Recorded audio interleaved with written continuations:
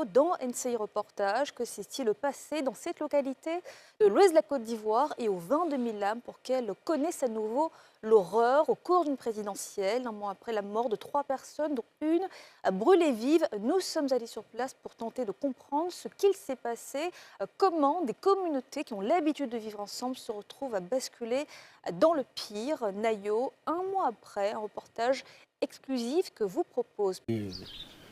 Comme il y a eu crise, elle a buté, je suis malinqué, il y a autre chose. Non. C'est vrai, la crise est venue. On va dire comme il y a eu la crise, on va se séparer. Ça ne se fait pas. On n'a pas souhaité, c'est le malheur est arrivé.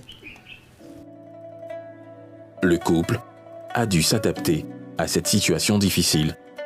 Jusqu'au soir où la tension était haute, moi je ne suis pas seul. J'ai ma belle-mère qui est là, et les enfants qui sont là, j'étais obligé de les mettre à la briche. Et puis moi et ma femme, on est restés. Il y avait ces gens de crainte, mais puisque c'est moi je me connais. Voilà, peut-être celui qui va s'apprendre à ma femme parce qu'elle est bêtée. Bon, là, en tout cas, je craignais. Mais je l'ai protégé comme je pouvais.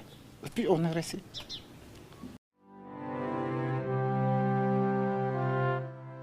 Reconstruire des ponts entre les cœurs demeure l'urgence 30 jours après la crise.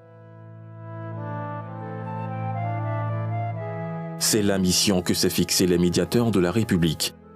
Il y a quoi à vous? Que Dieu vous fortifie dans cette épreuve afin que vous puissiez la surpasser. En plus du message de compassion aux victimes, les représentants de cette institution veulent aider Nayo à sortir de ce traumatisme. Dans la première approche, le médiateur a voulu dépêcher une équipe à Nayo pour apporter sa compassion aux personnes qui ont été donc victimes, c'est-à-dire les parents des victimes, mais également les personnes qui sont blessées.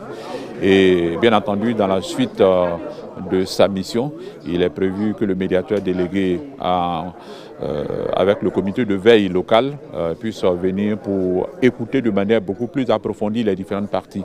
Parce que lorsqu'un conflit survient, l'écoute est très importante pour pouvoir situer les responsabilités. Et c'est à partir de cela que la médiation peut aboutir à une solution heureuse pour renforcer la paix et la cohésion sociale à Nayo, surtout que nous sommes à l'approche de l'élection législative. C'est un rapprochement sans langue de